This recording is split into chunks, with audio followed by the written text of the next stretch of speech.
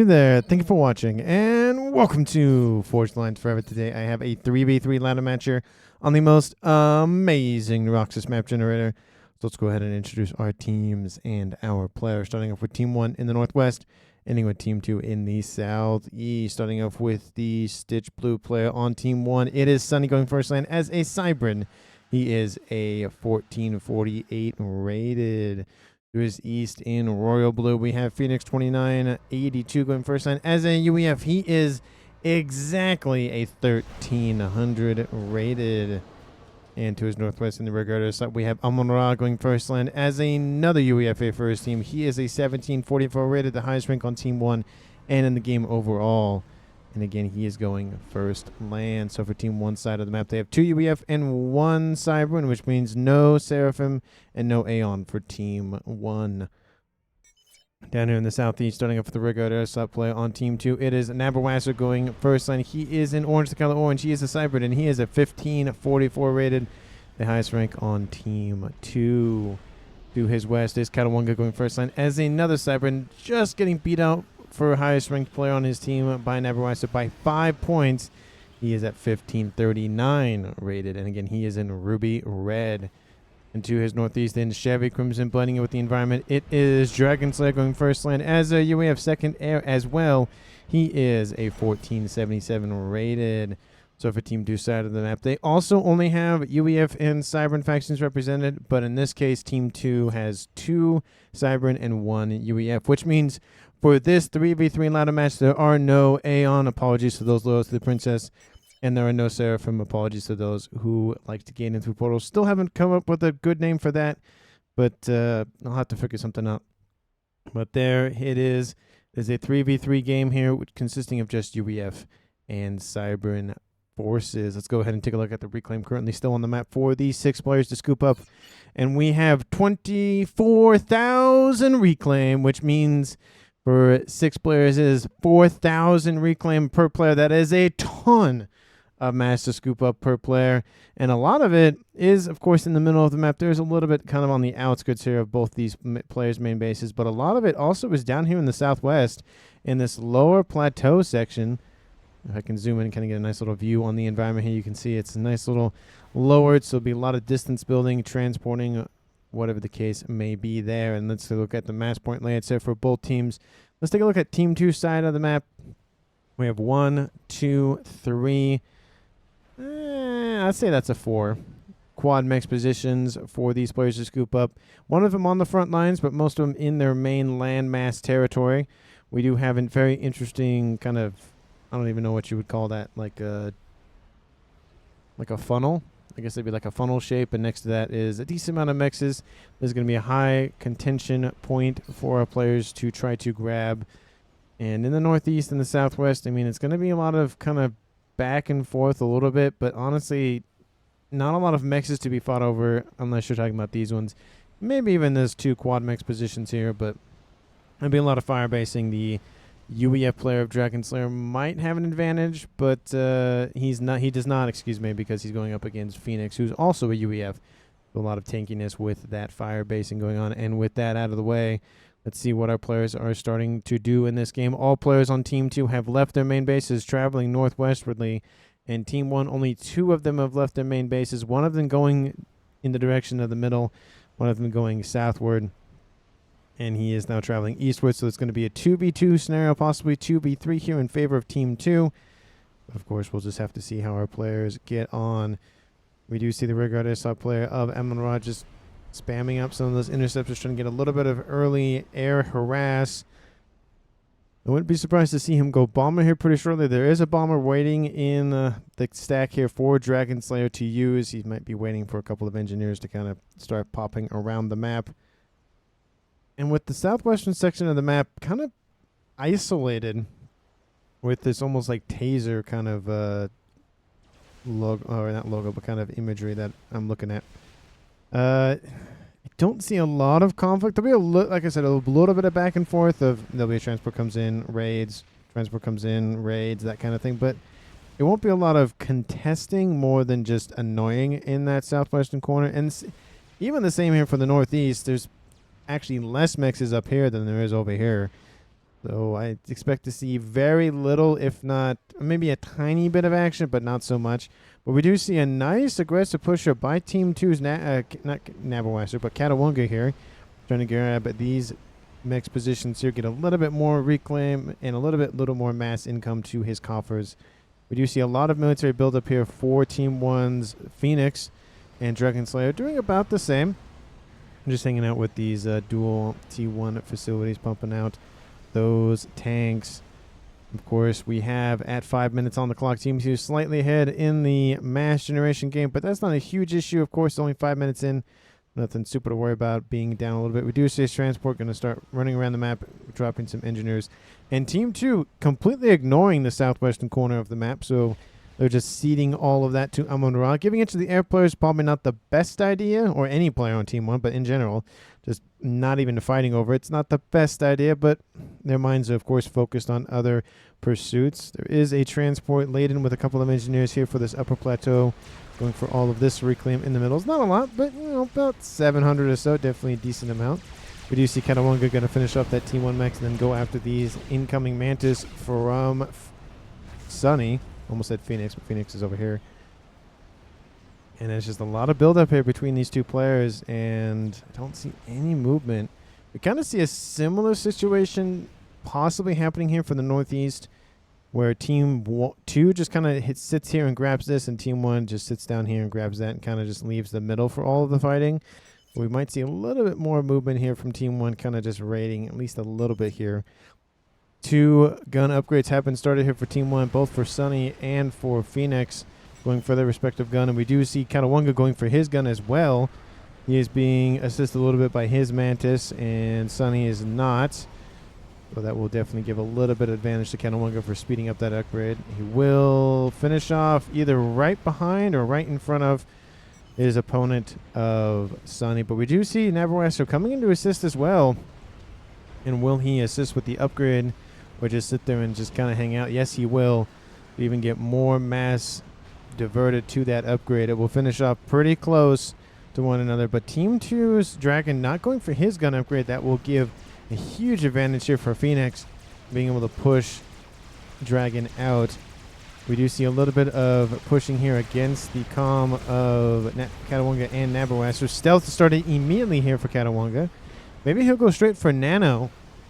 He has gun already. If he can get stealth, then he's one step away for Nano. But I don't see him sitting here long term. I can see him, again, going for stealth and then stopping for the time being, because that army might start pushing, and he doesn't want to have to cancel a Nano repair upgrade halfway through. That would suck. You lose all that mass and energy. There's a little bit of raiding going down here from the lower plateau section, and those units do drop here from Team 1's Amon-Ra. Going to be able to raid at least a little bit here in the southern side of the map against Catawunga, but they might get a couple of Team 1 mexes, but not really a whole lot. But again, it's more about annoying than actual critical system failure kind of damage. We do see Catawunga with that stealth upgrade starting to approach Team 1's front line. Stealth gun comm says Team 1, so they are aware of that, and they need to get radar online. And even if radar is online, it doesn't matter because he's stealth, so it kind of nullifies it. But vision will nullify that, so that's definitely something to watch out for. We do see Sunny going to come into range here pretty shortly. So inside the sensor range, but will not be able to see a whole lot, unfortunately, just because the comm, of course, is not vision. And it is. The comm just going to walk up and just walk in front of Sunny. And he's going for all of the Mantis here. Sunny's, again, doing the exact same strategy here as Catawunga. But Catawunga walked forward. Don't know if he misclicked or not. But he lost a ton of hit points in that maneuver. Don't know what he was thinking, but he was busy, again, doing other things. We do see a huge group of units diverted from the front line here from Phoenix to help ally his teammate of Sunny to force back the 2 comms of Team 2. And that army is moving in very rapidly, and those comms here on Team 2 are retreating in the face of it. This would be the perfect time for Dragon Slayer to push forward, but unfortunately he doesn't have gun. Phoenix does. He does have some T2 pillars in the mix as well. That might give him a little bit of an edge, but there goes that gun comm overcharging into that army over there. I might split it possibly, but Phoenix pushes forward, but then goes, oh, that was probably a bad idea. Pillars starting to come into range here pretty shortly.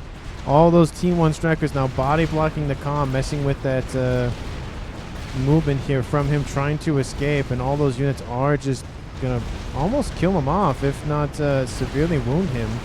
We do see Dragon Slayer just sitting there. He's dropping into almost the red. We do see a couple of low shots flying over, but most of those pillars are being targeted by the comm of Phoenix, going for that overcharge. Doesn't kill any off. Phoenix might be the first casualty of the game at 10 minutes and 500. Oh, no, he is the first casualty of the game. There he goes. Loses a decent section of his army as well. And Team 2 will claim the first kill of the game at 10, almost 10 and a half minutes against Team 1. It's now a 2v3 game in favor of Team 2 over the scout and killed myself. I selected my comm over the scout and killed myself? I don't know what that means. Oh, I think there was like a scout flying over, and he clicked on his comm to select it, and he selected the air scout. That sucks. No gun comm or army is Dragon Slayer, so these units here for Amon-Ra now will be able to at least raid. He's going to move them east and then south. Unfortunately, the comm of Dragon is going to come in and intercept. And there are 21 tanks, a couple of bombers over the top, going to reduce those numbers. So Team 2's Dragon Slayer will be able to hold those off, especially with some pillars coming in to assist. But Team 1 has forced back Team 2 on this western side of the middle, with now Amon-Ra coming to the front line with his gun comm, force back both of those units. And again, he has a huge territorial advantage over Team 2, with almost the entire western side of the map under the control of Team 1. Again, not a lot of mexes, but map control does play a role in who wins the game. It's not the deciding factor, as is, nothing in this game. Nothing is the deciding factor in terms of military power, or unit count. I usually say military power, but unit count, APM, mass income. There's never just like this one thing I have to have, and if I don't have it, we lose kind of thing. It's never how that works. You could even have, 2 Paragons and a Scathis or something, and you could still lose. Anything can happen in FAF is one of the reasons why I love this game. But a very far forward T2 Mechs, definitely disagree with putting that there.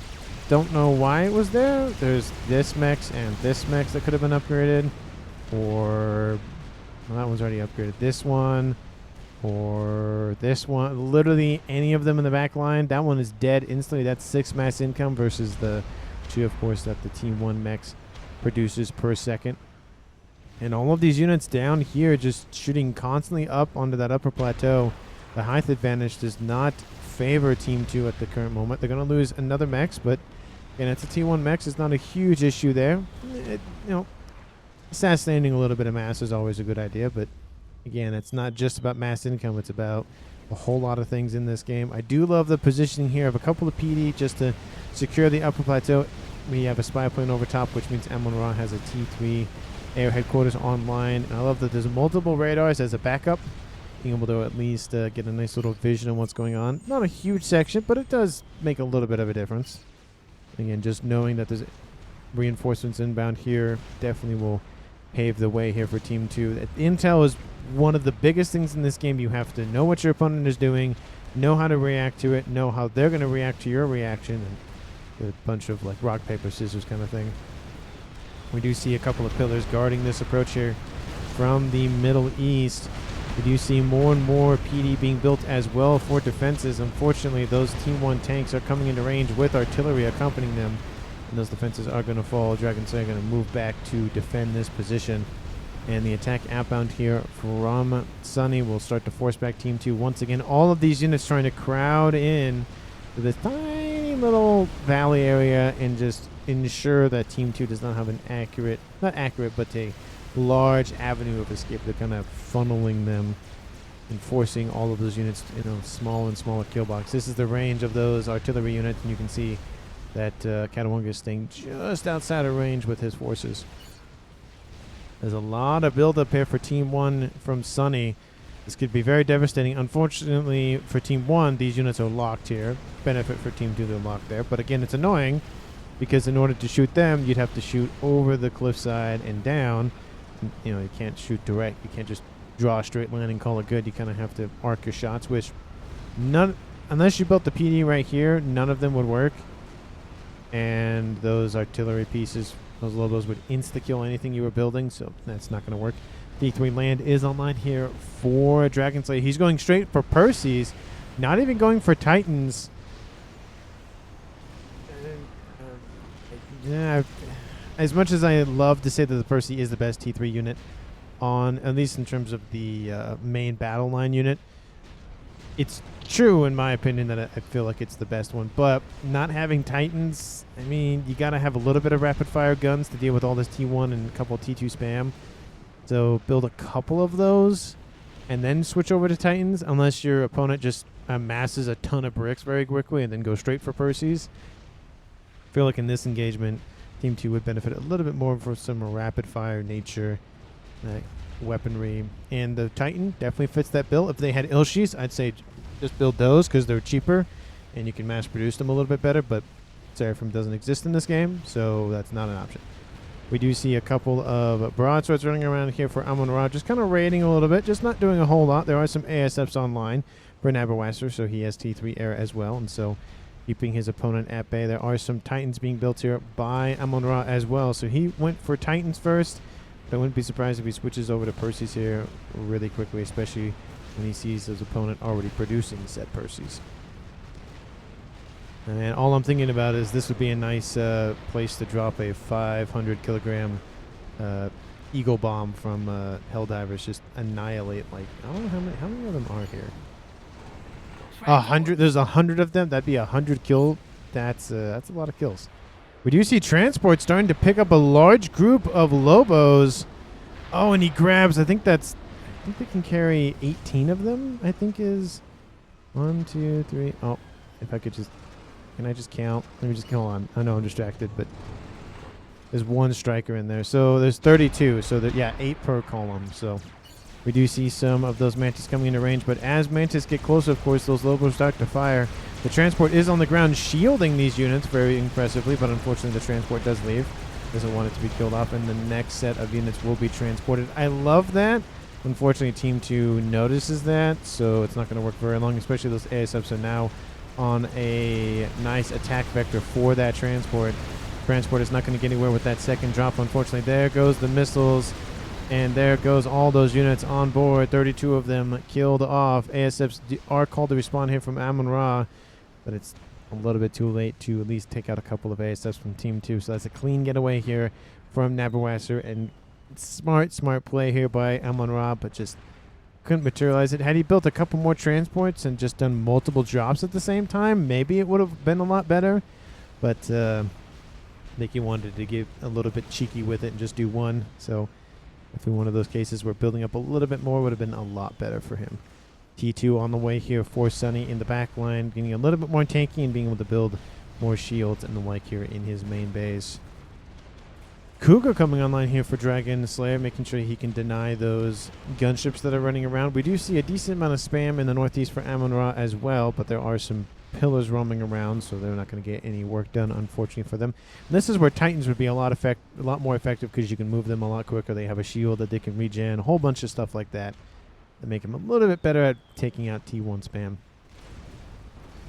And in the main base here, just the air grids are being nice and expanded here. Do love the decentralization of the air grid.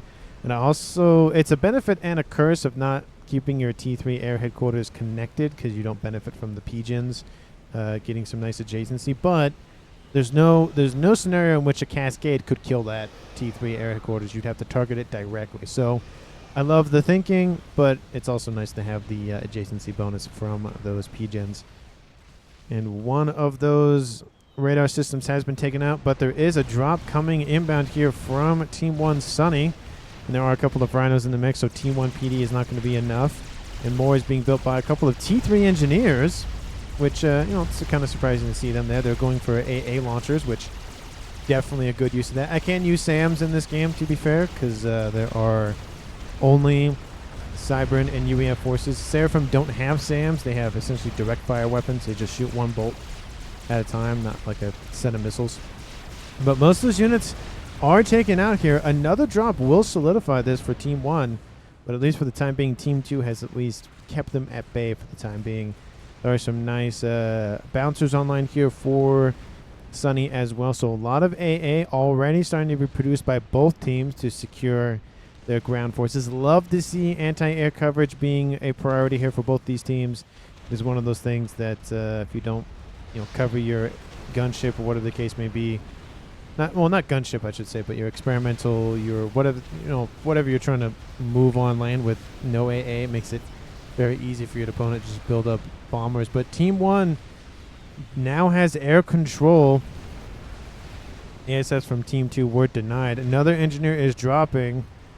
Looks like there are some T1 units going to be foisted over here. And this is actually a lowered section, not an upper section. Don't know why he just doesn't build some PD and call it a day. But the radar system is killed off. The transport just going to hover right on top of that autogun. The autogun will stay alive. Barely, with the assistance of the other one down here. So still, Neverwester holds this position. Can you give me some masses, Dragon Slayer? No, sorry, Dragon Slayer from Neverwester. Nano Repair coming online here for Catawanga in the middle. And at this point, I think it's a good idea to take a look at the mass incomes overall and the like. We see Team 2 producing almost 600 mass. Team 1 at 400 mass income, so more than 200 mass for Team 2. That is huge considering the territory that Team 1 has versus Team 2. And a lot of that just goes to the fact that Team 2 is focusing more on upgrades than expansion, while Team 1 is focusing more on expansion. What that does is, of course, the mixes in the main base will probably be T3, but a lot of the outlying ones will not be. And you can see in this case where a decent majority of the mixes for Team 2 are at least the core mixes are T3, and they're starting to be expanded out with upgrades. I wouldn't be surprised here pretty shortly for some of these, but it just goes to show that Team 2 is a little bit focused, of course, on their main base. The more investment you can put into units, structures, defenses that are in your main base, the longer your ROI, your return on investment, will be higher because they're not constantly destroyed. Like this position, you're not going to get as much of a return on investment as you will as this one,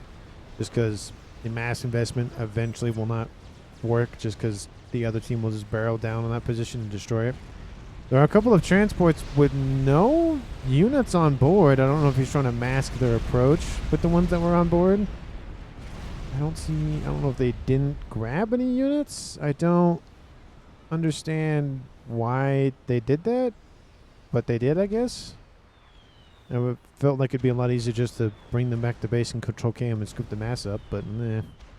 We do see a flight of ambassadors running around. T3 strat bombers going after this position.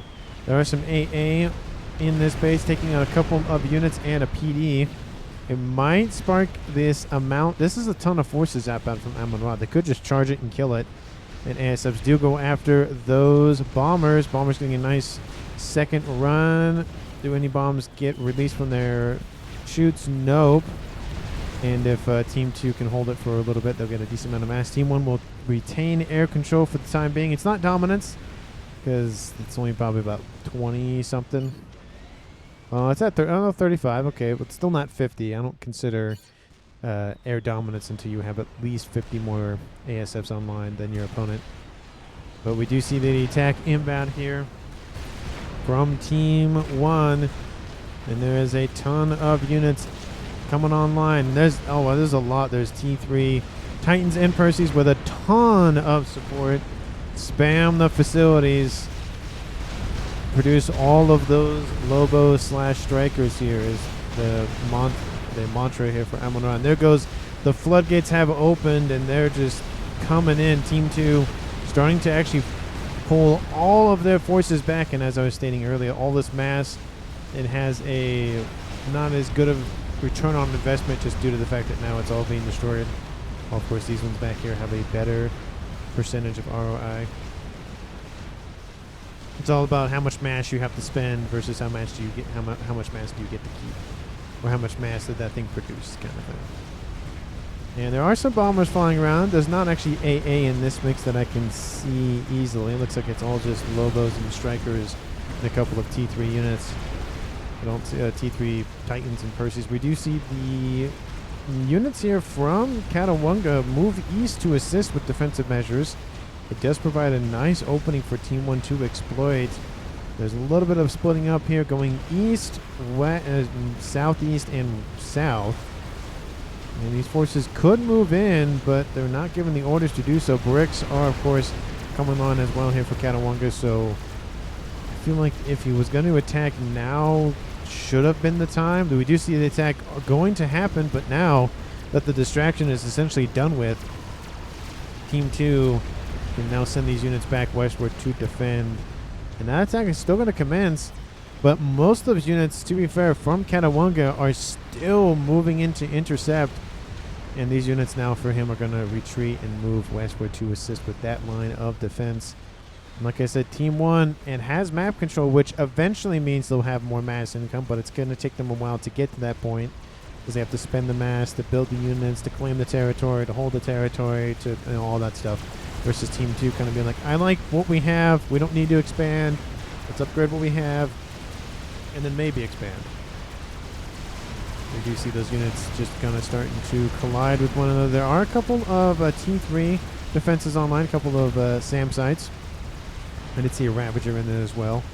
But it looks like the bulk of those forces do retreat here from Sunny. They're not going to try to fight in this territory. T3 mechs right here for Dragon Slayer. And I think all of his mechs are already upgraded to T3 at this point. He is going to lose, I think, one more. Looks like all of these were T3. He's upgrading. He wasn't upgrading, but he probably could have. And now we have spam coming in from the east. And look at this. It's just not going to stop. Just constantly straining down the eastern side. And Team 2 could try to just go after a couple of mass assassinations here. There is a transport with something on board. It's a trebuchet. Actually, there's two of them. So mobile T3 artillery going to start shelling this position. Unfortunately, it has been spotted. Transport was killed off. And I would not be surprised if Team 2 diverts couple of gunships or just a strap bomber. That also works. You could just actually probably put it right about here and kill both of them. ASFs do kind of just move around trying to juke one another.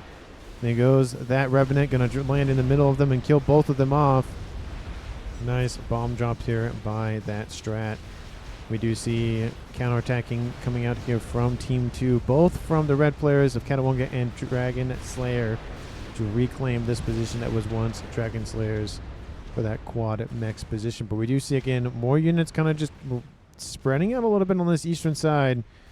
Team 2 starting to get a little bit more expansionist in that regard and just kind of forcing back. Team 1 not putting a lot more, not as much effort as they used to in that just kind of spam and just kind of sending out units constantly. It is an interesting strategy to do when it can work. But when it doesn't really work, it's not really worth it. You're just giving veterancy to units that will just get stronger, and it's going to make your life harder. Is Team 1 going to start to divert resources to other projects is the concern. Team 2 definitely has more mass. They're almost at not 300. They're a little bit over 200 now.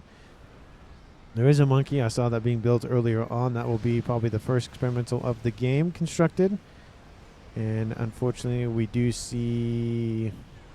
not see any chickens, any Colossus, any of those experimentals, because there's no Aeon or Seraphim. But Sunny skipping the Monkey Lord phase, going straight for the Megalith phase. Going to take him a little bit longer to build that. But luckily, Team 2 has not completed their Monkey Lord. Unfortunately, it does get spotted by Team 1, so Team 1 will be aware of it. And Catawanga is, of course, the player to build the first experimental of said game. He was almost finished anyways, and the crab isn't going to be done. We could see a potential where Team 1 focuses a lot on T4 mobile factories, being the Fat Boys. I mean, if you could get one, probably one or two here or one or two here, it would essentially lock out any sort of advancement that Team 2 could make on either side of the map, forcing them to either go all the way around or go through the air. But that might be Team 1 strategy. They might go for artillery or nukes, whatever the case may be. But let me know down in the comments who you think is going to currently win this game. And, of course, if you haven't done so already, please like the video, subscribe to the channel. And, of course, thank you so much for watching. I greatly appreciate your support every single day. I'm thankful that you guys watch my videos and comment and all that. And sometimes I'm good at responding pretty quickly, and sometimes I'm not. So I do appreciate the patience when I am not. I do love this play, doing essentially the same thing that's happening down here, but with T3 units, these trebuchets. More of them are launching. I love the play For those of you who are fans of my Star Wars content, you know that I love using the artillery on land battles because you can shoot at targets that can't shoot at you, and then you can just wipe them out and you don't have to worry about it. The same strategy that's happening here. The trebuchets do have decent range. And, of course, they can't shoot in the first ring, but they can shoot in the second ring. And they can almost take out the squad mech position. They move over slightly, which they are going to. It looks like there is a counterattack mountain here from Dragon Slayer going after that defensive line. Lots of Perseus in the mix, firing those single-shot rifles. And they have to reload every shot. They can't just fire out 3 or 4 of them. It's every single shot. Cougars going forward. Probably not the best idea to move those Cougars forward. Just goes to the fact that it's not in a formation movement. It's just in a movement.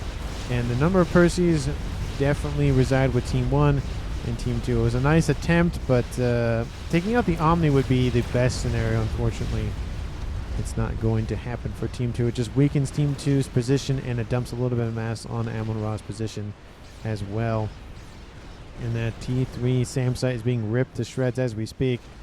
But obviously Team 2 exploiting the same move. You can see multiple units being killed off in one bombardment. And those trebuchets trying to get a decent amount of kills on board. 49 out of this one and 28 out of that one. We do see a SACU Rambo Preset Commander dropped off here by Naberwasser, pulling every single one of these units back. And that SAC, well, I guess it technically is a comm, to be fair, but it's a pseudo comm. Does have the EMP AoE spread on board that, and nano, so 400 hit points a second. It's going to take a while for all of this T1 spam to chew through that, but he's not going to let them sit there and shoot them. So that T3 SACU is just going to run around and take all those units out. Gives a little bit more breathing room here for Team 2. Help, says Dragon Slayer. Well, you poked the bear, and unfortunately you now don't have the defenses to hold. Just kind of what happens. Sometimes you're like, oh, I might attack. This might work, and then you attack and go, nah, it wasn't a good idea. And you lose half your forces. So it's just, you got to get that intel. You got to be like, I have less numbers than he does. I'm not going to attack. And this is all Perseus. I'm surprised that we don't see any more bricks, but it is 2 UEF on Team 1 and 1 Cybern versus 2 Cyberns on Team 2. So we'll see more bricks on Team 2 and more Perseus on Team 1. Which, again, each have their place and each have their role. In this engagement, I would much rather have the Perseus because there's more higher HP units versus just the T1 spam. I would love to see maybe a couple of Titans in the mix, and there are at least a few of them, and target all the spam, so it relieves all the Perseus. But we do see the Strat Bombers as well coming and taking out some nice AoE, or throwing some AoE bombs at this position as well. So, love to see it. Unfortunately, these Clink Hammers will also be denied, but they're going after artillery down there, so they're doing their job. Still, all of these Lobos, 117 of them to be exact. John, the Spartan, would be very proud of that number. Again, I don't see any, like, huge plays. That crab is moving. And it's moving closer. Team 2, of course, has that Monkey Lord. It's shifted all the way over here. It's probably going to have to shift back over here. Strat Bombers over the top of that land force will be essentially evaporated once it comes in the range of this ASF. ASF fight, the first official, I call it ASF fight of the game, as they fight over a little bit of AA coverage here from Team 1. No AA coverage from Team 2. The turns about the same for both players. Looks like Team 1 might have... Oh, no, Team 2 has the slight advantage. And Team 2 will come away happy with that. There are some Corsairs coming into range of said artillery pieces down here. ASIs from Team 2 do retreat. It looks like they were going to press the issue, but decided against it. And now that SACU is just going to stand there and take the shots as he regens 400 hit points a second, which is just an insane amount of hit points a second. I always think the Seraphim, a tanky build for their ACUs, is a lot of hit points. I think it's like 250 something per second, but having 400 is a lot. Granted, having 50,000 base hit points versus having 19,000 base hit points makes a difference, or whole hit points, not base. But that SACU has to be microed at least a little bit. More Lobos are coming into range. Needs to keep moving, but he'll regen pretty quickly. He's actually able to shoot just barely over that cliffside and take out a T2 Mechs. That's gotta hurt. I mean, it's 33 minutes, 6 mass income, but still being able to shoot just barely over it. It's just annoying. And we do see still really no big plays. Monkey Lord going to come online here pretty shortly for Sunny. And lines of Team 1 spam facilities going to be established. Just more than so many facilities. We see, of course, now a crab online here for Catawanga. So Team 2 ahead in the experimental construction game. And we do see a Disruptor that might be started build pretty shortly here for Team 2's Catawanga. I had to look at his name for a second. And it does look like the Monkey Lord will come to range here pretty shortly. The Monkey Lord will do pretty good at taking out the Percy's, unless the Percy's focus fire, which doesn't look like it's happening currently. Lots of bricks in the mix as well. Lots and lots of them. Love to see the mix of brick and Percy technology, because the bricks, of course, designed for high fire rate and high HP. Percy designed for high HP, but slow rate of fire, but single shot damage. So again, it's kind of the best of both worlds in that regard. And that land army is going to just continue to engage. But the Monkey Lord not in range of the Percy's. The Percy's in range of it, though. That is a huge advantage here for Team 1. They probably are not going to have enough to kill the Percy. Oh, not the Percy. The Monkey off. Excuse me. They have done significant damage to him. Question mark, question mark, question mark.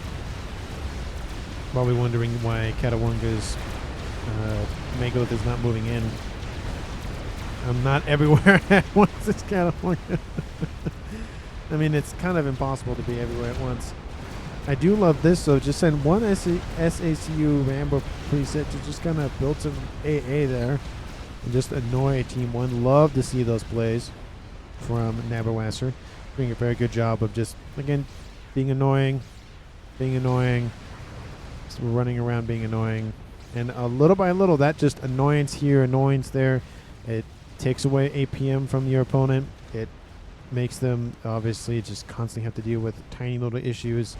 You know, build units, build defenses that doesn't have to be built or didn't need to be built until then, kind of thing. It just forces them to spend a lot of resources to deal with that versus building something else. Want to build artillery, says Sunny. I have eco, says Amon Ra. Amon Ra, at you have 500 mass income. What do you mean you don't have artillery eco? What are you talking about? Team 2 has nobody. Well, they do have Arkansas, to be fair. But besides that, I mean, Team 1, overall, they're lacking mass versus Team 2. And that's a crab gets annihilated by Percy's and a monkey. I don't know if he just sent it in. Look, Dragon says like, yeah, I don't know. I think Catawanga was busy microing something else. But still, Team 2, 1.4K income. And at some point, Team 2 might just steamroll Team 1 just with the mass. What's their bars look like? 15,000, 15,000, and 30,000. Okay, that's definitely getting to artillery levels of mass. We see a second artillery starter for Naberwasser. So 2 players on Team 2 going for artillery. And Team 2 holding the line up north. There's no pincer attack, no fake, like hook and maneuver or whatever the case may be here for Team 1. Definitely a missed opportunity there. They did have a potentiality for that, but they've combined forces going for one spearheading attack, which may work, which may not work. Have fun, says Catawanga. I don't know what he's talking about. Is he going to transfer control over? Oh, he did transfer control over. That's what he's talking about. And so now we have Dragon Slayer being able to micro all of these units a lot more effectively. Monkey and Crab guarding the wreck of Team 2. We do see just spam of Lobos outbound here from Amon Ra. 2v1 here, says Dragon Slayer. Well, yeah, there's only 2 players on Team 1, so it's kind of a thing. 2 players on Team 2 focused on artillery measures. This one in the green, this one just barely started. I don't see any efforts. It was mentioned by Team 1. Yep, it is going to be started here pretty shortly, but they're a little bit behind the ball on that. So we got to get that artillery up online and running. Triads being built here for defensive measures. And look, just single line, everybody. Single line, single file. And those Triads have enough time to reload for their next shot and just take out. I think they all die almost on the exact same spot. And then the AoE from the Triad actually kills off some of the mass. Looks like they're being diverted elsewhere. But Team 2 is starting to crumble here for Team Difference? Team Defense? Maybe he meant Defense. But all those units are now falling back. Shields are being built. Fat Boys being built as well. 2 Fat Boys? Don't agree with that unless you just have mass to burn, which you don't necessarily have that now. Probably should focus a little bit more on that Fat Boy. But here comes that attack. 2 experimentals with a bunch of T3 units. And this is gonna not feel good. ASF's gonna fight, probably. Nope. They're moving in. Don't know where they're going. Maybe just securing this guy's overhead. Corsairs inbound going after T3 units, spreading their shots out to go after multiple units. Love to see that. Love the distribution of orders that they added to the game. Makes microing a little bit easier. And this nice line of Percy's and bricks. I lost the word for it for a second. Being very nice. The Monkey Lord trying to divert the attention from the from the Percy's and the bricks to go this way, but it's killed off by the Corsairs from overhead. There's a little bit of AA coverage, and now a new Monkey Lord is on station here for Team 1, being able to take stuff out down there, but there are some drop bombers going to come in and deal with that here pretty shortly. But the Crab being very nice and stalwart here, using its long range to take out all of that brick wall and Percy fire. Still, Team 1 has units online, but more and more bricks coming online here very quickly here for Team 2. And they're grouping here. The pathfinding not really working out here, so a lot of AoE spread on those bombs and shots here from Team 2. Definitely gets a nice little advantage there, but a lot of dead units here for both teams. But Team 1 does not have the AA to cover this. They do have some ASFs nearby, but Team 2 definitely has the better end of the deal with that. And the Crab now in the yellow at 4-star efficiency. Actually, we saw for a second producing its little eggs to drop in units, but looks like the Crab will be overwhelmed here pretty shortly by Team 2, either from the air or from the ground. In the east, Team 1 starting to overwhelm this position. There's a couple of Triads being built, but there's so much spam. Again, Titans would be a little bit more effective than Percy's. Almost 4 T3 Mechs are gone. Team 1 trying to assassinate the Eco the best they can. Don't need to know about mass fabs. Don't need to know why that panel's there. Wish I could get rid of it. Artillery landing against the air grid here in the northwest. Trying to deny air. And there goes a nice cascade. Takes out about half of that air grid here for Team 1's Amon-Ra. And looks like that SACU that was down here is now moving over there. Nice little deceiver. It's going to go after some T3 Pigeons. It looks like trying to stay on the move. Drop Bomber's trying to take that out. Again, 409 hit points now is a pain, but 3,000 hit points a second. No, per bomb, not per second. Bomb does do wonders for taking out those units. Just because you have to essentially overwhelm them with damage, and then they can't just regen it that quick. 2 Fat Boys are online producing units as we speak, producing Percy's. Both of them actually, so getting that factories online. The Crab is still online. 103,000 mass killed off by this singular Crab. And currently still on the map here for everyone to scoop up is 210,000 mass. It is almost enough to build anything in the game, including those lovely game enders that we love to see in this game. There are some gunships online here for Team 2. They will be able to kill that off. That Crab focusing on other things, going south. Going to go after T3 Mexes. We'll kill off another one here pretty shortly. There goes the shot. We do see that Lobo and a couple of T3 units getting into the main base here for Dragon Slayer. He does have 2 Fat Boys doing a ton of work in holding this pressure off. And still more and more units forcing their way forward here for Team 1. A Monkey Lord just sitting out of range. It should move in to assist the Crab, but it's too late. The Crab will die here. But it will take some bricks with it as its last final act. 121,000 mass killed off plus, let's say 7 or 8 more bricks, so probably up to 130 mass.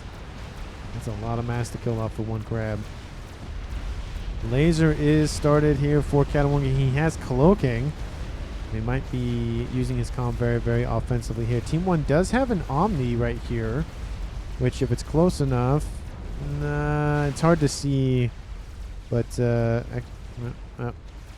we go. You can see the line just barely right here. That's the Omni range.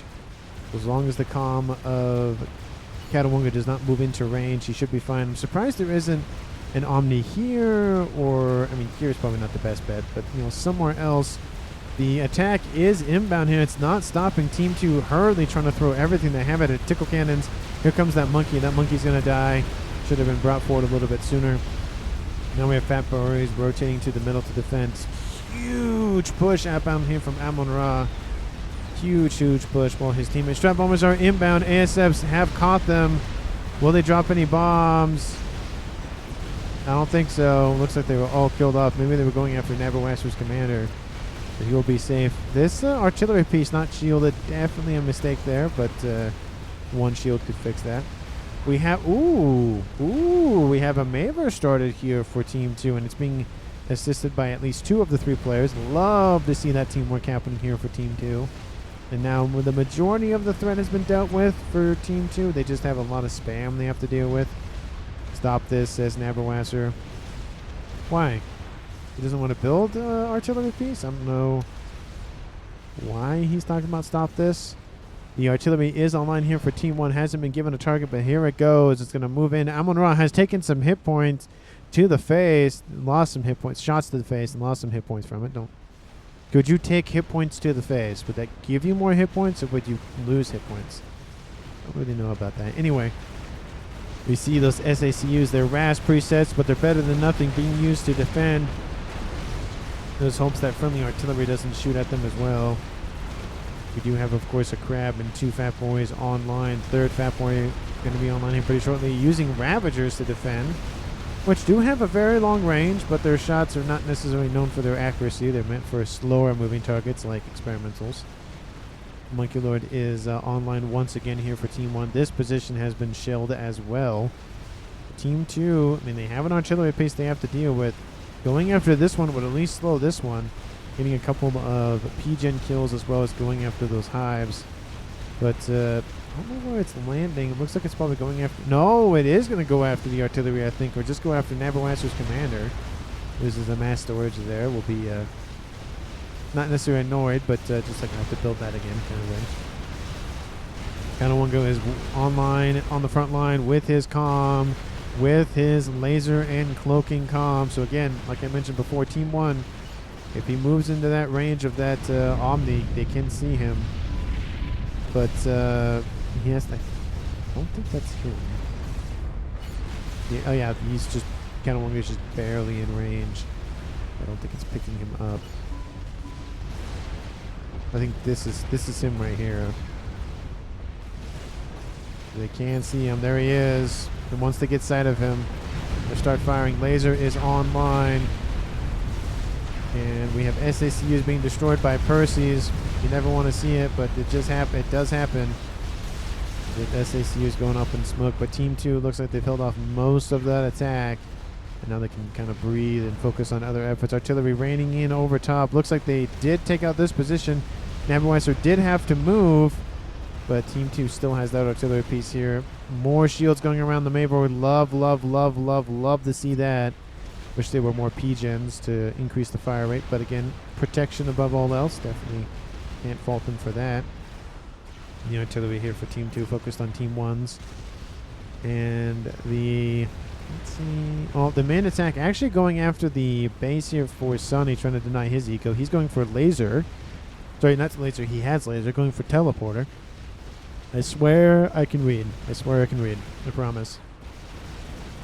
2 crabs, 2 monkeys, and 3 Fat Boys online. Team 2 went heavy for experimental defense, and that's that whole, you know, spend more mass, but the unit's going to last more, last longer, has better range, and especially with Team 1 going for a lot of spam. We do have essentially a double up here. 2 crabs, 2 monkeys versus 1 monkey, 1 crab. And the ecos now is not necessarily even, but they're a lot closer in range. We have Team 1 at 600. Team 2 at 900. I don't know if that's power related or not. It is. Kanawunga has a little bit of power that he needs to build back up. But besides that, he isn't stalling yet. So he should be fine. So yeah, that's essentially the actual mass income here for Team 2. They've dropped a decent peg. I mean, they've lost a lot of mexes and some SACU RASCOM, so that's obviously got to hurt. But You know, mass is not the only thing that wins game. Gunships are inbound here on the southwestern corner.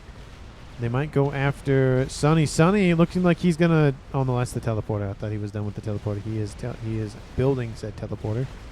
Doesn't have a lot of income. Only has 18 mass and just negative 200,000 power.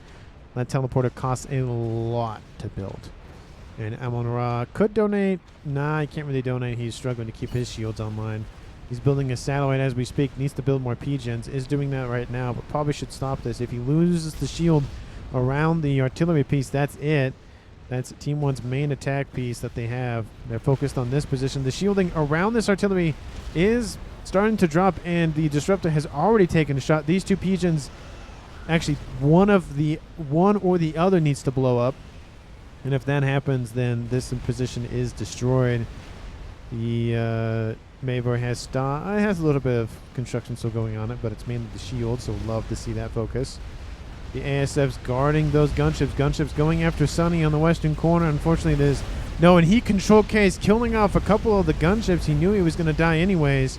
It's now a 1v3 in favor of Team 2. And now the gunships, some of them still alive, some of them not. I don't know. Well, some of them did suffer, but some ASFs were killed off in the engagement as well. More ASFs online here for Team 1. That might be enough to hold this push off. Gunships coming into range. They're going to go after the shields, of course, weaken the capacity on them, and then hopefully the artillery can come in and kill those off is probably what he's hoping for. This could be big here for Team 2 if they can take out the emitters. Some of the emitters are starting to fall.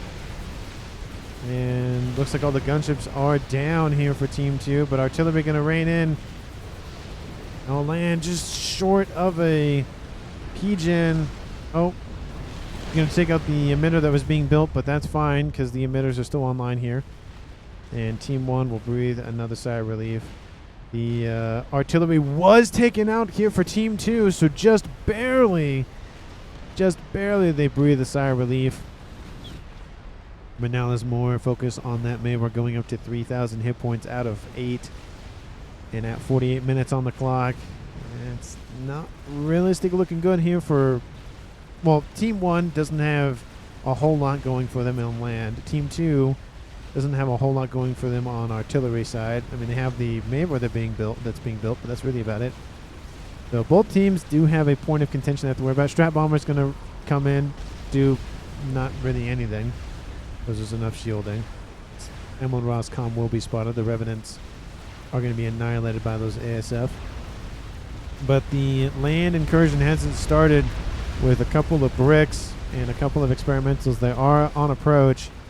And this could be it. This could be the thing that kills Team 1 off. They don't have the land. They need to move everything they have over here west. There's a couple of bricks, but they're going to be killed off by all of the experimentals. And Team 2 is Dragon Slayer holding off Team 1's Amon-Ra's spam. So much spam. So much spam. And now we see the artillery focusing on the Mavor. Even if the Mavor falls, this is the main issue. Is this land right here. 2 crabs, 2 monkeys, almost 50 minutes here in the game. SACU hanging out here with a couple of TMLs and an AA position. Mavor under fire, says Naboasser. Yeah, but I think that should be fine. The second disruptor, second Duke, we'll start with D, is coming online here pretty shortly. It's at almost 8,000 hit points. And this position is falling. Team 2 or 1 did not build a nuke for this game. And the Mavor has been killed off. Either it was killed off or it was just stopped production. I don't see any damage on the shielding, so I think it was just Control K. The project was stopped. We want the mass. Satellite over top going after more P-gens. That's definitely the target, or mass, to go after. But it does look like those crabs starting to rotate northward instead of northwestwardly. All of the units now retreating to intercept said units. But it might be a little too late. If the crabs push in, it might be enough. The crab now starting to just walk very, very backward. You can see the command orders to just go. It forces the crab to go slow, but does allow it to walk backward. Because if you put the move to just be here, it would turn around and move. But if you just put move here, move here, move here, move here, it forces the crab to kind of just slowly walk backward. It does take a little bit of micro to work to make it do that, and even sometimes you can see that one turn around. So it just takes practice, and sometimes the crab is going to do it for you, sometimes it doesn't. Just depends on the day. It does look like more shields are going to be built. And that makes me think that it wasn't Control Cade, but none of them were damaged, so makes you think. Because the AoE spread on the artillery would have at least taken out one or two of those shielding. It could have been that the shielding fell and the satellite came over top and finished it off, but why not take out the emitters when they were already down, kind of thing? That doesn't really make sense to me. As I fly over top of these 4 experimentals, and they're being now cornered here by Team 1's Amon-Ra. They're just trying to put them into a kill box and restrict their movements. There's a couple of bricks up here going after other bricks, and more facilities are being built. Looks like the Duke stopped being constructed. Team 1 only still has the Duke and the satellite. Team 2 looks like they're going to rebuild, so maybe not Control Cade. Still weird, though. Didn't go after the emitters, went after everything else. But, I'm not the one playing, so I can't always make the call. I just report on the call, essentially. It's still focusing on this. I feel like Team 1's Amon-Ra could have focused on more of the production, the mass income, something else other than just the Mabel. Maybe it's going to take a while to build anyways, especially with it being destroyed the first time. And these units shifting westward, all they have to do is go east, and that would be enough to kill off this artillery piece and end the game. This is Team 1's last hope, and it looks like Team 2 just wants to kill everything else off before they kill it off. It is on the... kind of want to push everything is on the left. Ravagers are being built to hold off this incoming threat of Team 2. And it looks like pings do go down saying, hey, you could just go after that over there. And the megaliths go, oh yeah, we should go over there. There's stuff over there we can take out. And even if one of the crabs is taken out, even if both of the monkeys are taken out, if one crab remains and can target the shielding, missile launching inbound from the middle from Katawunga takes out a decent amount of the shielding. And going after that Duke, might even just kill the Duke off before the units get there. And yes, it does. It kills off the Duke before those experimentals can reach it. So it didn't even matter if the experimentals got there or not. Amon-Ra is looks like he might be the target here pretty shortly. Legions are all down. There goes the cascade. Amon-Ra concedes, and Team 2 wins the game. It is a flawless victory for Team 2. They didn't lose any of their players in this game. And I feel like for Team 2, I feel like MVP might go to Katawunga with all of those experimentals. I mean, we did have Dragon Slayer with his Fat Boys holding up this eastern approach, but those experimentals from Katawunga just forced their way forward and just essentially ended the game. The missile launch, definitely a good move here from Katawunga. So even if those experimentals kept going northward, he would have killed that off. But I feel like the experimentals really solidified Team 2's game on the ground. They held off this push that happened. I feel like if Dragon Slayer had broke and his position was overwhelmed, I feel like Team 2 still would have had at least these 2 bases, but Team 1 would have been in a far better position. But let me know down in the comments what you felt about the match, please, if you haven't done so already. Like the video, subscribe to the channel, and of course, share this video with anyone, everyone, and especially your pets. And I will see all of you in the next one.